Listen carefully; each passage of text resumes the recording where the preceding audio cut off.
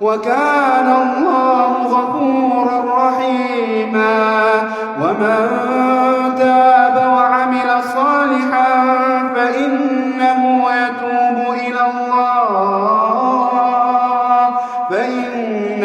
يتوب إلى الله متابا. والذين لا يشهدون الزور وإذا مروا باللغو مروا كراما. والذين إذا ذكروا بآيات ربهم لم